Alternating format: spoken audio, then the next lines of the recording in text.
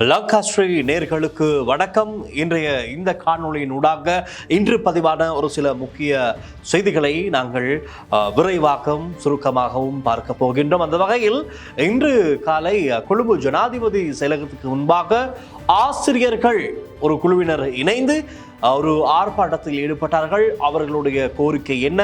அதே போல் மற்றொரு ஆர்ப்பாட்டம் என்பிபி ஜேவிபியினுடைய தலைமை அலுவலகம் அமைந்திருக்கின்ற பெலவத்த பகுதியில் இன்று மாலை இடம்பெற்றது. அங்கு ஒரு அமைதியின்மை நிலவியது. அந்த ஆர்ப்பாட்டம் இவர்களுடைய கோரிக்கைகள் என்ன அது சம்பந்தமாகவும், அதே போல இன்று பதிவான சிங்கள பத்திரிகையில் பதிவான ஒரு முக்கியமான செய்தி சம்பந்தமாகவும் தான் இந்த காணொளியில் நாங்கள் பார்க்க போகின்றோம். விவரமாக பார்க்கலாம். அந்த வகையில் முதலாவதாக இன்று காலை ஜனாதிபதி செயலகத்துக்கு முன்பாக முன்னெடுக்கப்பட்ட ஒரு ஆர்ப்பாட்டம் ஆசிரியர்கள் மாணவர்கள் என்ற அமைப்பு தான் இந்த ஆர்ப்பாட்டத்தினை முன்னெடுத்தார்கள். ஆனால் இதில் இந்த ஆர்ப்பாட்டத்தில் ஈடுபட்ட அனைவருமே ஆசிரியர்கள். இவர்கள் ஜனாதிபதி செயலகத்துக்கு முன்பாக ஒன்று திரண்டு ஜனாதிபதியை சந்தித்து உரையாட வேண்டும், அவரிடம் ஒரு கோரிக்கை முன்வைக்க வேண்டும் என்ற வகையில் தான் எதிர்ப்பு தெரிவித்த வகையில் கல்வி அமைச்சுக்கு பிரதானமாக கல்வி அமைச்சின் ஒரு கெசட்டுக்கு வர்த்தமான அறிவித்தலுக்கு எதிர்ப்பு தெரிவிக்கும் வகையில் தான் அந்த ஆர்ப்பாட்டம் அமைந்திருந்தது. ஆகவே இது சம்பந்தமாக ஜனாதிபதியிடம் பேசி ஒரு தீர்மானம் பெற்றுக்கொள்ள வேண்டும் என்ற வகையில் தான் இவர்கள் வரை சென்றிருந்தார்கள். நாங்கள் அந்த இடத்துக்கு சென்று ஒளிப்பதிவு செய்து அவர்களிடம் கோரிக்கை என்ன என்பதை கேட்ட பொழுது அவர்கள் சொன்னது தான், இந்த ஆசிரியர்கள் சேவையாற்றுகின்ற பாடசாலைகளில் அவர்களுடைய பிள்ளைகளையும் சேர்த்து கொள்ள வேண்டும் என்ற வகையிலான ஒரு கோரிக்கை. அதாவது இந்த ஆசிரியர்களுடைய பிள்ளைகள் வெவ்வேறு பாடசாலைகளிலே கல்வி பயின்று வருகின்றார்கள். இது இவர்களுக்கு சற்று கடினமாக இருப்பதாகவும், அதே போல பிள்ளைகளுடைய பாதுகாப்பு சம்பந்தமாகவும் இவர்களுக்கு ஒரு பிரச்சனை இருக்கின்றதாம். அதாவது ஆசிரியர்களுடைய பிள்ளைகள் வெவ்வேறு பாடசாலைகளில் கல்வி பயில்வதால் பாதுகாப்பு சம்பந்தமான பிரச்சனை இருப்பதாக இந்த ஆசிரியர்கள், இந்த ஆர்ப்பாட்டத்தில் ஈடுபட்டிருந்த ஆசிரியர்கள் தெரிவித்தார்கள். அப்பொழுது நான் கேட்ட கேள்வி, நீங்கள் ஆசிரியர்கள், உங்களை போன்று இன்னும் பல ஆசிரியர்கள் பல்வேறு பாடசாலைகளில் கல்வி செயற்பாடுகளில் சேவையாற்றி வருகின்றார்கள். அப்பொழுது நீங்களே ஏனைய பாடசாலைகளில் உங்களுடைய பிள்ளைகள் கல்வி கற்பது பாதுகாப்பு சம்பந்தமாக உங்களுக்கு ஒரு பிரச்சனை இருக்கிறது என்றால் வீடுகளில் இருக்கின்ற பெற்றோர் எப்படி நினைக்கலாம் என்ற மாதிரியான கேள்வியை கேட்டதற்கு அவர்கள் பலவிதமான பதில்களை கூறியிருந்தார்கள். இது எப்படி இருப்பினும் நான் அறிந்த வகையில் அங்கு தேடி பார்த்த பொழுது கொழும்பில் அமைந்திருக்கின்ற பல பிரபல பாடசாலைகளை சேர்ந்த இந்த பாடசாலைகளில் கற்பிக்கின்ற ஆசிரியர்கள் தான் இந்த ஆர்ப்பாட்டத்தில் கலந்து கொண்டிருக்கிறார்கள். நாங்கள் எதிர்பார்த்தோம் தமிழ் பேசும் ஆசிரியர்கள் யாராவது அங்கிருந்தால் அவர்களிடம் ஒரு கருத்தை கேட்பதற்கு. ஆனால் அங்கு தமிழ் பேசும் ஆசிரியர்கள் யாரும் இருக்கவில்லை. ஒரே ஒரு ஆசிரியர் இருந்தார். அவர் சிங்கள ஆசிரியர். ஆனால் அவர் தமிழில் பேசுவதாக தெரிவித்து அவர் பேசிய தமிழ் தான் இது. நாங்கள் எல்லாரும் தேசிய பாடசாலைக்கு ஆசிரியர்கள் நாங்கள் இங்கே வந்திருக்கிறார்கள். ஆசிரியர்கள் என்ற பிள்ளைகள் ஸ்கூலில் செயற்பாட்டுக்குத்தான் இந்த இடத்துக்கு வந்திருக்கிறார்கள். புதிய அரசாங்கத்துக்கு வந்தாக்க பிறகு தேசிய பாடசாலைக்கு பிள்ளைகள் செயற்பாடு நிகழ்ச்சியை நிற்பாட்டுறது. அதனால் எந்த காரணத்தை மறுபடி நடைபெறுவதற்காகத்தான் இந்த இலங்கை ஆசிரியர்கள் இங்கே வந்திருக்கிறார்கள். அதனால நாங்கள் இந்த மாதிரி சமகாமி முறையில் இந்த போராட்டம் செய்கிறோம். இன்றைக்கு நாங்கள் எல்லோரும் சேர்ந்து ஒற்றுமையாக அதே போல ஒரு ஒருமைப்பாட்டை சேர்ந்து இந்த காரணத்தை எப்படியும் நடைபெற்று தான் இந்த வந்திருக்கிறார்கள். இலங்கையில் எல்லா மாற்றுக்கு தேசிய பாடசாலையில் ஆசிரியர்கள் எல்லாமே இந்த வந்திருக்கிறார்கள். அவங்களுக்கு பிள்ளை ஸ்கூலில் செயற்பாட்டுக்கு சந்தர்ப்பத்தை கொடுக்கல. அதனால தான் நாங்கள் எல்லாரும் இந்த இடத்துக்கு வந்திருக்கு இன்றைக்கு வந்திருக்கிறாரு. ஆகவே இதுதான் அவர் பேசிய தமிழ். சரியாக என்ன விடயம் என்பது அது அவருடைய குரல் பதிவில் எங்களுக்கு தெளிவாகவில்லை. ஆனால் நான் கேட்டபொழுது அவர் கூறிய விடயம், இலங்கையில் இருக்கின்ற தேசிய பாடசாலைகள் அனைத்தையும் பிரதிநிதிப்படுத்தி இங்கு வருகை தந்திருப்பதாகத்தான் தெரிவித்தார்கள். ஆனால் தகவல் கிடைத்த அளவிலே ஒரு சில குறிப்பிட்ட பிரபல பாடசாலைகளை சேர்ந்த கொழும்பில் அமைந்திருக்கின்ற பிரபல பாடசாலைகளில் கல்வி கற்பிக்கின்ற ஆசிரியர்கள் தான் இவ்வாறு அவர்களுடைய பிள்ளைகள், அதாவது வெவ்வேறு பாடசாலைகளில் கல்வி பயில்கின்ற அவர்களுடைய பிள்ளைகளையும் இந்த பிரபலமான பாடசாலைகளில் இணைத்துக் கொள்ள வேண்டும் என்ற ஒரு கருத்து இதற்கு முன்பதாக இப்படித்தான் இடம்பெற்றிருக்கின்றதாம். அனுர ஜனாதிபதியினுடைய இந்த அரசாங்கத்தில் அதற்கு தடை விதித்து விட்டார்கள். இப்படியான செயற்பாடுகள் நிறுத்தப்பட வேண்டும் என்று. ஆனால் இப்பொழுது இதுவரை செய்து வந்த இந்த திட்டம் இப்பொழுது திடீரென்று நிறுத்தப்படவும் இப்பொழுது போராட்டத்துக்கு இறங்கி அந்த கோரிக்கையை இவர்கள் கேட்டு நிற்கின்றார்கள். இருப்பினும் ஜனாதிபதியினுடைய செயலகத்திலே நடந்த பேச்சுவார்த்தைக்கு இவர்களை முதன்மை நின்றவர்களை அழைத்திருந்த போது பேச்சுவார்த்தை தோல்வியில் முடிந்ததாக இந்த ஆசிரியர்கள் ஆர்ப்பாட்டத்தில் முதன்மையாக நின்றவர்கள் தெரிவித்தார்கள். இது எப்படி இருப்பினும் தொடர்ந்து இந்த போராட்டம் இடம்பெறும். ஜனாதிபதி செயலகம் அல்லது கல்வி அமைச்சர் ஒரு பதில் கிடைக்கும் வரை போராட்டம் தொடரும் என்ற வகையில் தான் அவர்கள் அங்கிருந்து சென்றிருந்தார்கள். அதே போல மற்றொரு ஆர்ப்பாட்டம் என்பிபியினுடைய அலுவலகம் வந்திருக்கின்ற கொழும்பு பெலவத்த பகுதியிலே இடம்பெற்றது. இந்த ஆர்ப்பாட்டத்தின் போது சிறு அமைதியின்மையும் இடம்பெற்றது.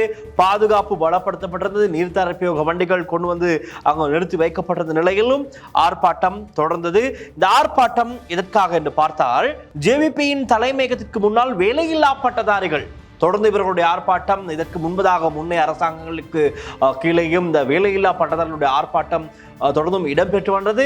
இந்த நிலையில் இன்றைய தினம் இந்த அரசாங்கத்தின் ஆட்சியின் கீழேயும் தொடர்ந்து பல முறைகள் இந்த ஆர்ப்பாட்டத்தை இவர்கள் தொடர்ந்திருந்தார்கள். இவர்களுக்கு ஒரு நீதி கோரி இவர்களுடைய கோரிக்கைகளை அரசாங்கம் செய்யுமெடுத்து இவர்களுக்கும் பதவி நியமனம் கிடைக்க வேண்டும், அரசாங்க வேலை வாய்ப்பு கிடைக்க வேண்டும் என்ற வகையில் தங்களுடைய ஆர்ப்பாட்டம் கோரிக்கையாக இருக்கின்றது. அந்த வகையில் இன்றைய தினம் ஜேவிபியின் தலைமை அலுவலகத்துக்கு முன்பாக ஒன்று திரண்டு இந்த ஆர்ப்பாட்டத்தை முன்னெடுத்தார்கள். ஆகவே இவ்வாறான ஒரு சில ஆர்ப்பாட்டங்களும் ஆங்காங்கே இடம்பெறத்தான் செய்கின்றது.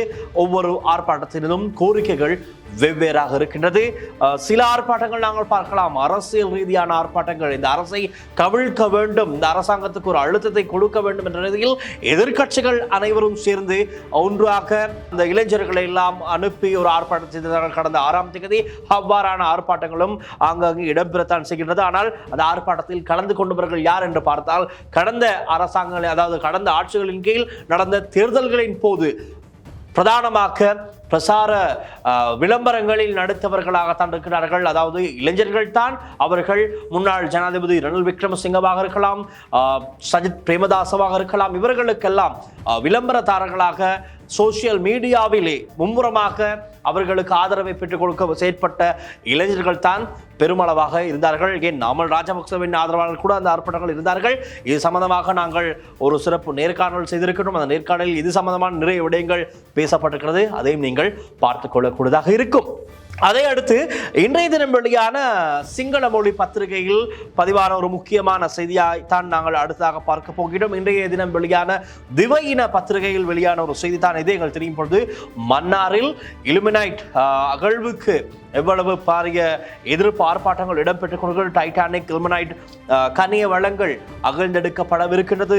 400 கோடி கிலோகிராம் மணல் அங்கு அகழ்ந்தெடுப்பதற்கான முயற்சிகள் முன்னெடுக்கப்பட்டுக் கொண்டிருக்கின்றது. இதே போல காற்றாலைகள் அமைப்பதற்கு எதிர்ப்பு போராட்டங்கள் இடம்பெற்றுக் கொண்டிருக்கிறது. இந்த நிலையில் பதிவான மற்றொரு இவ்வாறான ஒரு சம்பவம் தான் இது. திவையின பத்திரிகையில் சிங்கள மொழி பத்திரிகை, அதில் இந்த செய்தி இவ்வாறு அமைகிறது.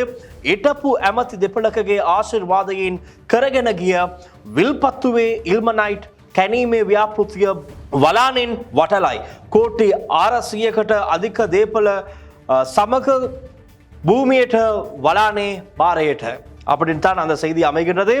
அதாவது வலான வில்பத்துவில் பதிவான செய்தித்தான் அது.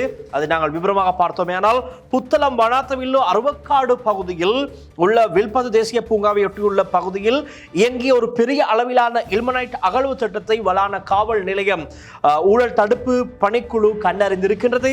மிகவும் உணர்திறன் வாய்ந்த சுற்றுச்சூழல் மண்டலத்தில் உரிமம் இல்லாமல் இயங்கிய அகழ்வு திட்டமே இவ்வாறு கண்டறியப்பட்டுள்ளது.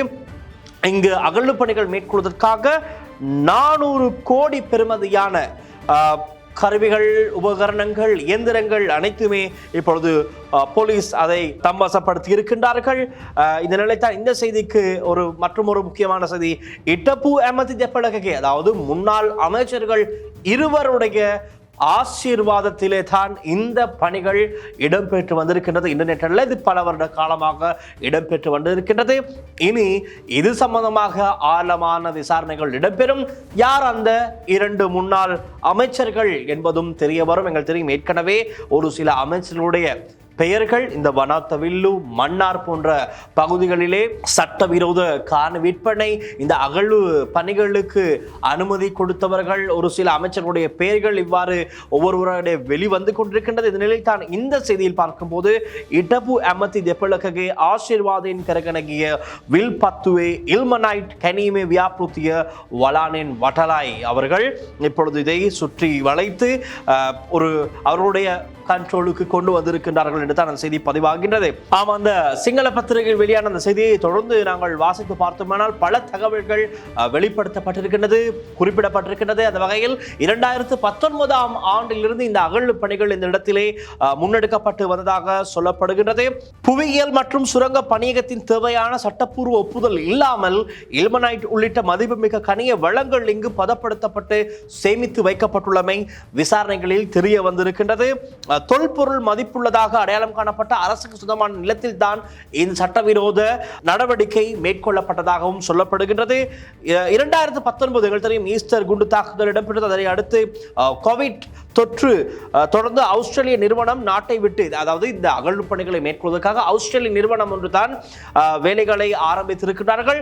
இந்த 2019ஆம் ஆண்டில் இந்த சம்பவங்கள் காரணமாக ஆஸ்திரேலிய நிறுவனம் நாட்டை விட்டு வெளியேறிய பிறகு புத்தளம் இல்மனைட் என்ற உள்ளூர் நிறுவனம் புவியியல் மற்றும் சுரங்க பணியகத்தின் ஆய்வு அனுமதி குறித்து ஆராய்ச்சி நடத்தியது. அந்த ஆராய்ச்சியின் மூலம் இந்த பகுதியில் இல்மனைட் உள்ளிட்ட மதிப்புமிக்க கனிய படிவுகள் இருப்பதை உறுதி செய்ததோடு சுரங்க அனுமதி கோரப்பட்டது. ஆனால் அந்த கோரிக்கை அங்கீகரிக்கப்படவில்லை. இந்த பின்னணியில் ஒரு அரச நிறுவனத்துடன் சர்ச்சைக்குரிய ஒப்பந்தத்தில் ஈடுபட்ட மற்றொரு தனியார் நிறுவனம் புவியியல் மற்றும் சுரங்க பணியகத்திடமிருந்து எந்த உரிமத்தையும் அனுமதியையும் பெறாமல் இந்த பகுதியில் இல்மனைட் செயலாக்க நடவடிக்கைகளை தொடங்கியுள்ளதாக தெரிய வந்திருக்கின்றது. இதற்காக அவர்கள் 2 பெரிய அளவிலான நீர்த்தேக்கங்களை கட்டி அவற்றை தண்ணீரால் நிரப்பி இருக்கின்றார்கள். மேலும் 3 நீர்த்தேக்கங்களின் கட்டுமான பணிகள் ஏற்கனவே நடந்து வருவதாக சோதனை நடத்திய அதிகாரிகள் தெரிவித்திருக்கிறார்கள். இந்த செயல்முறை வில்பத்து சரணாலயத்தை ஒட்டியுள்ள இந்த உணர்திறன் வாய்ந்த சுற்றுச்சூழல் அமைப்பிற்கு கடுமையான சேதத்தை ஏற்படுத்துவதாகவும் தெரிவிக்கப்பட்டுள்ளது. இல்மனைட் உள்ளிட்ட கனிமங்களின் ஒரு அடுக்கு சோதனை செய்யப்பட்ட பகுதி முழுவதும் பரவியுள்ளது.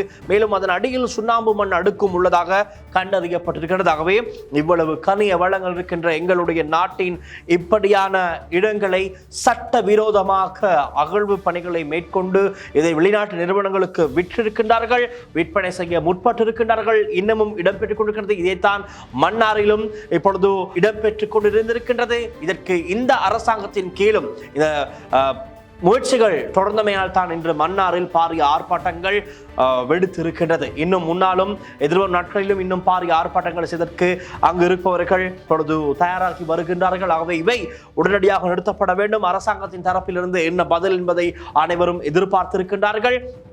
ஆகவே இலங்கையில் இருக்கின்ற இந்த மாதிரியான கனிய வளங்களை பாதுகாக்கணுமே தவிர இவற்றை விற்று பணம் பெற்று நாங்கள் எங்களுடைய நாட்டை இன்னொரு நாட்டுக்கு தாரை வார்ப்பதற்கு என்றுமே அனுமதிக்க கூடாது என்று தான் சமூக வாசிகள் தெரிவித்து வருகின்றார்கள். ஆகவே அதுவும் ஒரு முக்கியமான செய்தி, அனைவருடைய அவதானத்தையும் பெற்ற ஒரு செய்தியாகவும் இருக்கின்றது. இன்னும் பல்வேறு ஊழல் மோசடிகள், இவ்வாறான சட்டவிரோத அகழ்வு பணிகள், காணி விற்பனைகள் சம்பந்தமான பல தகவல்கள் வெளியாகிய வண்ணம் இருக்கின்றது. இவற்றின் பின்னணியில் பின்புறத்தில் செயற்பட்டவர்கள் யார்? முன்னாள் அமைச்சர்கள், அதாவது முன்னைய ஆட்சிகளின் கீழே முக்கிய பதவிகளில் இருந்து இவற்றை இலகுவாக செய்தவர்கள், சுய லாபம் பெற்றவர்கள் யார் என்பதை இந்த அரசாங்கத்தின் கீழே நிச்சயமாக வெளிப்படுத்தப்படும் என்று ஒரு சில அமைச்சர்கள் இன்றைய தினமும் ஊடக சந்திப்புகளின் போது தெரிவித்ததை காணக்கூடியதாக இருந்தது. பொறுத்திருந்து பார்க்கலாம். இது சம்பந்தமான இன்னும் பல அப்டேட்டுகள் எதிர்வரும் நாட்களில் கிடைக்கும். அதையும் நாங்கள் உங்களுக்கு உடனடியாக வழங்குவதற்கு தயாராக இருக்கின்றோம். அந்த வகையில் தான் மற்றும் ஒரு முக்கியமான நேர்காணல் நிகழ்ச்சி ஒன்றை லங்காஸ்ரீ யூடியூபில் நீங்கள் சென்று பார்க்கக்கூடியதாக இருக்கும். ஈழ மக்கள் புரட்சிகர விடுதலை முன்னணியின் தலைவரும் தமிழ் தேசிய கூட்டணியின் பேச்சாளருமான சுரேஷ் பிரேமச்சந்திரன் அவர்களுடன் லங்காஸ்ரீ நாங்கள் ஒரு சிறப்பு நேர்காணல் நிகழ்ச்சியை செய்திருக்கின்றோம். அந்த நேர்காணல் முழுமையான காணொலியை நீங்கள் லங்கா ஸ்ரீ நியூஸ் யூடியூப் தளத்திலே பார்க்கக்கூடியதாக இருக்கும். இந்த வீடியோ கீழே டிஸ்கிரிப்ஷனில் அந்த வீடியோ இணைக்கப்பட்டிருக்கும், நீங்கள் பார்க்கலாம். அதில் சமகால அரசியல் சம்பந்தமாகவும் அதே போல நீங்கள் தெரியும் சுவிஸ் நாட்டில் இடம்பெற்ற வீர வணக்க நிகழ்வு அது சம்பந்தமாகவும் நிறைய விடயங்களை சுரேஷ் பிரேமச்சந்திரன் அவர்கள் பேசியிருக்கின்றார். கொழும்பில் ஒரு சிலர் கூறியிருந்தார்கள், சுரேஷ் பிரேமச்சந்திரன் உட்பட இந்த மண்டையன் குழு என்கின்ற குழு அந்த காலத்திலே பிரபலமாகிறது, அந்த குழுவும் இந்த தமிழர்களுடைய படுகொலை விவகாரங்களில் பதில் சொல்ல வேண்டும் என்ற ஒரு சில விமர்சனங்கள் இருந்தது, குற்றச்சாட்டுகள் இருந்தது. அதற்கு அவர் ஒரு பதிலை வழங்கியிருக்கின்றார். எல்லாம் தெரிந்து கொள்ள லங்கா ஸ்ரீ நியூஸ் யூடியூப் தளத்தில் நீங்கள் அந்த காணொலியை பார்க்கக்கூடியதாக இருக்கும். இவை தான் இன்றைய நாளில் பதிவான முக்கிய செய்திகளாக அமைந்திருக்கின்றது. நாளைய தினமும் நாளை பதிவாகின்ற மிக முக்கியமான செய்திகள், ஆர்ப்பாட்டங்கள் தொடர்பில் முழுமையான தகவலோடு நாங்கள் உங்களை சந்திக்க தயாராக இருக்கின்றோம். லங்கா செய்திகளுக்காக ஒளிப்பதிவாளர் லிசி ஹருனுடன் நான் டில்ஷான் வின்சன். தொடர்ந்தும் லங்கா ஸ்ரீயுடன் இணைந்திருங்கள். நாளையும் சந்திக்கலாம். நன்றி, வணக்கம்.